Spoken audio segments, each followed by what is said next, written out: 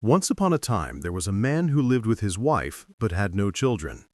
After a while, the wife had a lover who brought her to sleep in the house almost every day. One day, the husband went to dig potatoes in the forest. On a hot day, he went to live in the hut of an old man. The wife prepared her things and went to the old man's house to make a vow to him to die and take her lover as her husband. After preparing everything, she took the things and walked into the old man's hut. The husband saw his wife walking into the old man's hut and wondered, "What is my wife doing in this old man's hut?" Thinking about it, he went and hid behind the old man's back to listen to his wife. The wife went in, lit candles and incense, and prayed to the old man. "I don't want to marry my husband. I want to marry another husband. Please kill my husband, and I will offer him a pig." Hearing this, the husband replied behind the old woman's back, "Yes, if you have a lover and want to kill your husband, that's easy. Go home, find a nest of chickens, both the mother and the eggs, boil them for your husband to eat, and he'll be dead." Hearing this, the chief thought that the old man had ordered him, so he hurried back home to buy a nest of hens, boil them, and give them to his husband to eat so that he would die and have a wife. When evening came, the husband came home from digging potatoes and said, "Hey, what did you get for dinner?" The wife replied, "I have a bowl of boiled eggs and a nest of chicken for you." The husband said, "Prepare the rice and come and eat." The wife also brought the rice, along with the meat and eggs, and gave it to her husband to eat. The husband ate it all and pretended to be sick, lying down moaning loudly. The wife was very happy, thinking that her husband was really sick, as the old man had said, because she heard him moaning. The husband pretended to sleep. The wife thought that her husband was dead, so she opened the door and brought her lover in and slept with him. The two were talking, and the husband sat up and called his wife to tell her, "It's so cold." The husband, seeing his wife sitting up, ran away before he could escape, but instead hid in a large jar by the bed, waiting for his wife to fall asleep. Then he would come out of the jar and lie down with her again. The husband saw it but did not see it or know it. He told his wife, "It's very cold. Boil some water for us to take a bath, otherwise we will die." The chief, hearing that he wanted to die like that, was very happy, because it was in accordance with the words that the old man had sworn. After the wife had boiled the water, the husband said, "Go and get a jug of cold water and mix it with this hot water." The wife heard her husband use it, so she took out the jug and went to get water. The husband saw that her husband had left, so he got up and went to fetch a pan of boiling water, poured it on the snake that was in the jug, and it died. Then he went back to sleep, moaning loudly again. The chief returned from the water and saw that the husband had been shriveled by the hot water as if he had just been pulled out of the jar. He bowed and whispered, "Even if he doesn't bow, he won't die yet." The woman was still shocked. The chief took his hand and dipped it in the water, but his ears were scorched and his hair fell out. When he saw it, he realized that the husband had poured the hot water on the husband and had died. He did not bath. He covered the jar with the lid and gave the husband water to bath.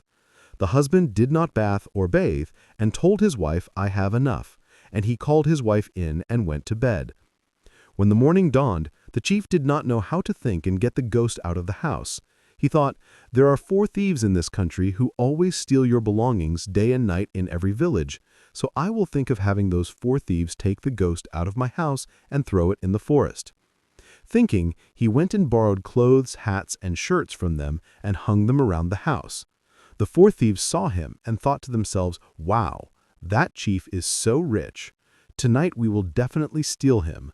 Today we think he is poor." The chief then dried the cloth and took the robe, and when evening came, returned it to them and tied the ghost jar tightly with a rope, leaving it for the thieves to steal and carry away. At night, the 4 thieves went to steal and enter the house to search for the items, but they did not find them. They only found a jar with its mouth tied shut and could not be opened.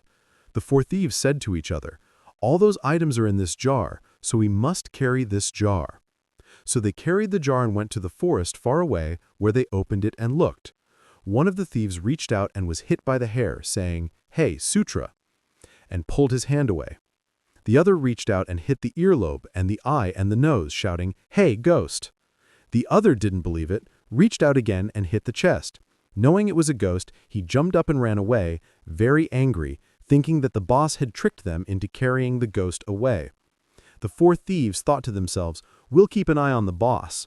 If we see him walking anywhere alone, we'll all gather around him, catch him, beat him up, and make him look good. Don't let him fool us again." One day, the chief went down to the port to buy goods, for a ship had just arrived from a foreign country. The chief walked halfway and met the 4 thieves.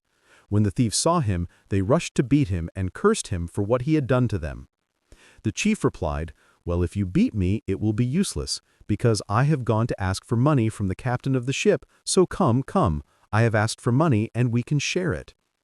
The 4 thieves, hearing that he was going to ask for money, wanted to go. The leader ordered the 4 thieves, "All of you, stand and wait for me on the shore. If you see me waving my hand, you all go down and get the money." The captain spoke to the 4 thieves and then went down to the ship to talk to the captain of the ship to sell the 4 thieves. He said that these thieves were his slaves and pointed to the captain and said, "Come on. If these 4 come down, I will go ashore. Please catch them and put chains on them so they don't run away." The captain agreed and asked, "How much will you sell the 4 of you for?" The captain said 2 nanches. The captain offered 1.5 nanches, and he agreed to sell them and came out, waving his hand to call the 4 thieves. The 4 thieves thought that he was calling them to get the money, so they went down. When they arrived, the captain had people put chains on the bottom of the ship. The captain took the money and disappeared. Having got the money, the captain walked back home. When he reached the middle of the road, it was night, and he did not dare to walk any further, so he climbed up and slept on a tree on the side of the road. The 4 thieves, after the captain had chained them, said to each other, "This captain is so clever that he tricked us into carrying the corpse into the forest, and now he can sell us." The 4 thieves were very angry, broke their chains, ran away from the ship, walked up to the land and ran all night, sometimes for a long time, then went up to sleep on the big tree where the captain was sleeping. The 3 thieves went up to sleep on the branches, each of them separately. One of the thieves went up and met the woman at the top of the tree. The thief said, "Oh, you're dead this time. You fooled us before. Now run if you can." The chief held up the money and bowed and whispered, "Okay, you.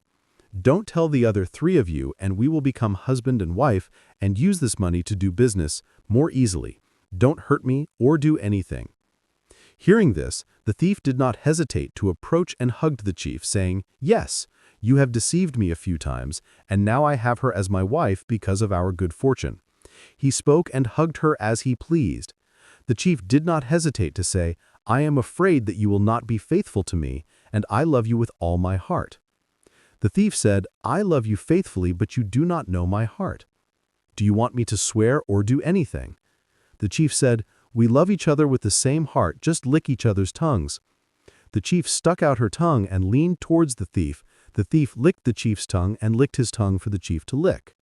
The chief bit off a piece of the thief's tongue and threw it off the end of the tree, falling to the ground, screaming loudly. The 3 thieves, thinking that the captain had caught them, jumped from the tree branch and ran away, shouting to each other, "Hey, we're running away from the captain." The thieves whose tongues were cut off shouted to each other, "That captain is on the end of the tree, come and catch him." But their tongues were cut off, so they spoke indistinctly, only audible. They thought that they were being chased and ran away, trying to catch only their own life. The chief then got down from the tree, took the money home to give to her husband, and continued to do business with him happily.